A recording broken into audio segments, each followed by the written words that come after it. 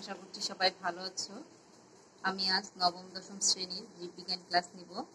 জীববিজ্ঞানের জীবকোষ ও টিস্যু দ্বিতীয় অধ্যায় নিয়ে আজ আমরা আলোচনা করব। তো আজ ক্লাসে সবাইকে স্বাগত জানাই। শিক্ষার্থী বন্ধুরা, স্ক্রিনে চিত্র দুটি লক্ষ্য করো, ক ও খ। কি দেখতে পাচ্ছ? কোষের ছবি, তাই না? একগুচ্ছ কোষ। শিক্ষার্থী বন্ধুরা, তোমরা বলতে পারবে একগুচ্ছ কোষকে আমরা কি বলি? বিজ্ঞানের ভাষায় কি বলে? হ্যাঁ, টিস্যু। এখানে আমরা কোন টিস্যু দেখতে পাচ্ছি? উদ্ভিদ না প্রাণী? নিশ্চয়ই তোমরা বুঝতে পারছো, এটা হলো উদ্ভিদ টিস্যু। তো আজ আমরা উদ্ভিদ টিস্যু নিয়ে আলোচনা করি। এই পাঠ শেষে তোমরা যা শিখতে পারবে বা অর্জন করতে পারবে সেগুলো এক নজরে দেখে নিই। উদ্ভিদ টিস্যু কি তা বলতে পারবে, উদ্ভিদ টিস্যুর প্রকারভেদ করতে পারবে, সরল টিস্যুর ব্যাখ্যা করতে পারবে।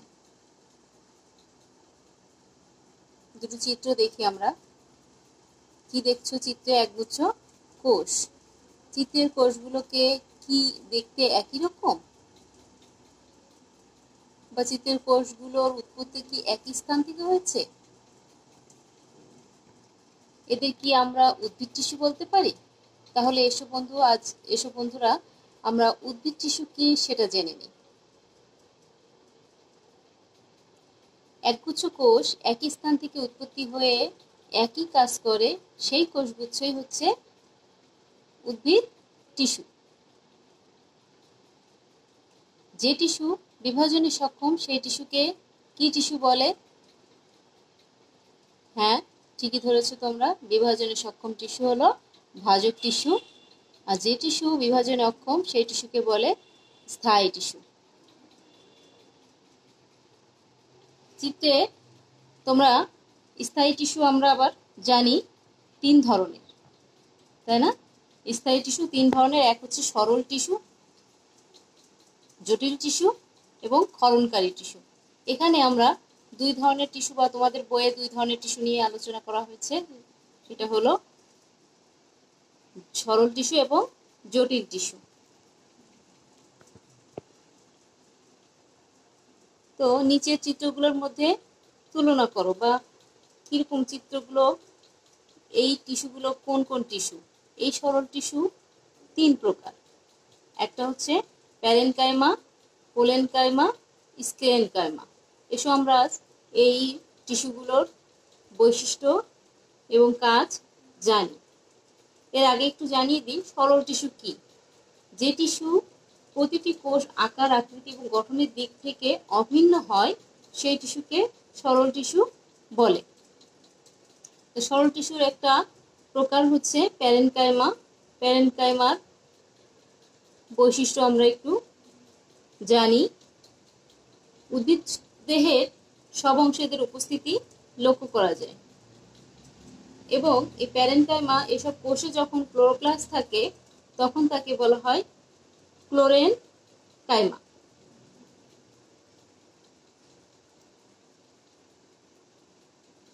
এবং জলজ উদ্ভিদের বড় বড় বায়ুকুঠুরীযুক্ত প্যারেনকাইমাকে বলা হয় অ্যারেনকাইমা। এখানে তোমরা দুটো চিত্র, ক ও খ নম্বর দুটো কোষের বা টিস্যু দেখতে পাচ্ছ। এই টিস্যুগুলো একটা হলো ক্লোরেনকাইমা, একটা হলো অ্যারেনকাইমা। এদের দেখেই বোঝা যাচ্ছে একটা হচ্ছে সবুজ এবং একটা হচ্ছে কুঠুরিগুলো, বায়ু কুঠুরিগুলো একটু বড় বড়। অর্থাৎ আমরা বুঝতে পারছি যে একটা বৈশিষ্ট্য দেখে কোনটা ক্লোরেনকাইমা এবং কোনটা প্যারেনকাইমা। এদের কাজ কি? এই প্যারেনকাইমা টিস্যুর কাজ, এর প্রধান কাজ হচ্ছে দেহ গঠন করা, খাদ্য প্রস্তুত করা, খাদ্য সঞ্চয় করা এবং খাদ্যদ্রব্য পরিবহন করা। পরের টিস্যু কোলেনকাইমা। এর বৈশিষ্ট্য আমরা একটু জানি। এগুলো বিশেষ ধরনের প্যারেনকাইমা কোষ দিয়ে তৈরি। এই টিস্যুর কোষগুলো লম্বাটে ও সজীব, এবং এরা প্রোটোপ্লাজম পূর্ণ কোষ দিয়ে তৈরি। এদের কাজ কি? খাদ্য প্রস্তুত করা এবং উদ্ভিদকে দৃঢ়তা প্রদান করাই হলো এদের প্রধান কাজ। পরের টিস্যু স্ক্লেরেনকাইমা। এই টিস্যুর কোষগুলো শক্ত, অনেক লম্বা এবং পুরু প্রাচীর বিশিষ্ট হয়। এদের কাজ কি? এদের কাজ উদ্ভিদের দৃঢ়তা প্রদান করা এবং পানি ও খনিজ লবণ পরিবহন করা এই টিস্যুর মূল কাজ।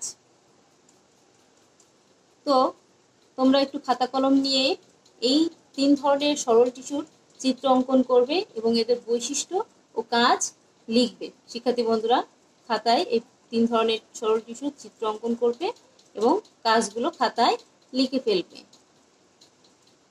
মূল্যায়নে আসি। চিত্রের বিন্যাসকে আমরা কি বলতে পারি? চিত্রের বিন্যাসকে আমরা, এটা টিস্যুর একটি চিত্র। চিত্রের টিস্যুর উল্লেখযোগ্য বৈশিষ্ট্য, ইতিমধ্যে আমি এই বৈশিষ্ট্যগুলো তোমাদেরকে জানিয়েছি। তোমরা বই দেখে আরো ভালো করে পড়বে এবং লিখবে। তো শিক্ষার্থী বন্ধুরা, তোমাদের খুব স্বল্প পরিসরে এই টিস্যু সম্পর্কে একটু ধারণা দেওয়ার চেষ্টা করলাম। তো দেখা হবে আগামী ক্লাসে। সবাই ভালো থেকো, সুস্থ থেকো। ধন্যবাদ সবাইকে।